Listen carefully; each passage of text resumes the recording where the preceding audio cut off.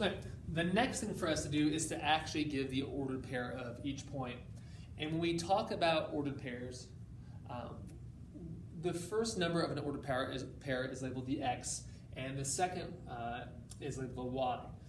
The reason we use x and y is the first number tells us to go left or right. And the way that works is if our first number is negative, that tells us to go to the left. And if our first number is positive, that tells us to go to the right, which is the same as the x-axis.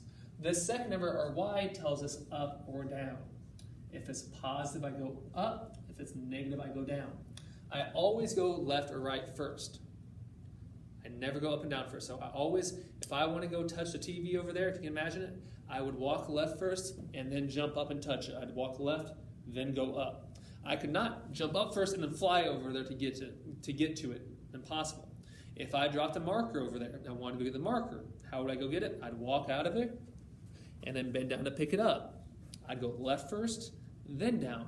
By no means would I ever go down first and then move like this the whole way over there. So the point I'm trying to make is we always go left or right first, then we go up and down. So our first ordered pair is 3, 2. Since that's a positive 3, that tells me move right 3, so I count over 1, 2, 3. Don't make any points yet. My second number is 2, so that tells me to go up 1, 2. And I make a dot exactly where that point is, and I label it with the letter A by it. I do not put A where the dot is, I put the dot where it goes and the A next to it.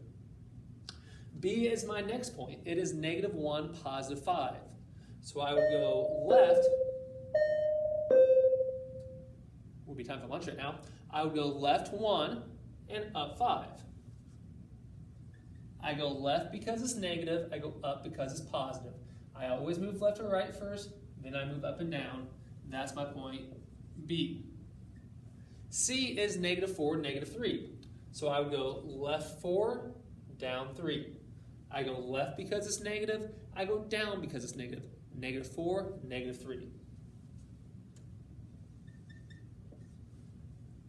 D is 6, 5, 6, -5.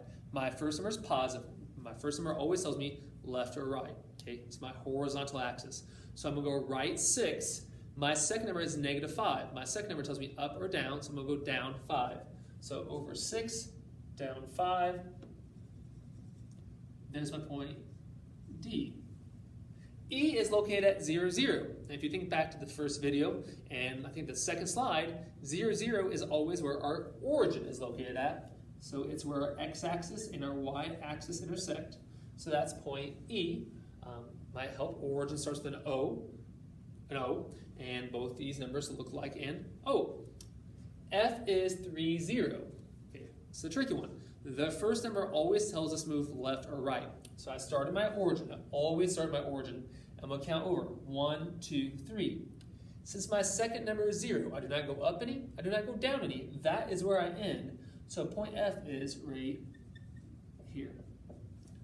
Point G is 0, -6. So since my first number tells me to move left or right, and it's a 0, I don't move left or right. My second number tells me up or down, so I'm going to go down -6. And that is my G. So to recap this slide, first number is my X value. It tells me left or right. I always do that first. My second number is my Y value. It tells me up and down. Depending on if it's positive or negative, it tells me which direction I go. For my X, negative goes to the left, positive goes to the right. For my Y, negative goes down, positive goes up. If you have any questions, rewatch this part of the video, but that is how we graph ordered pairs on a coordinate grid.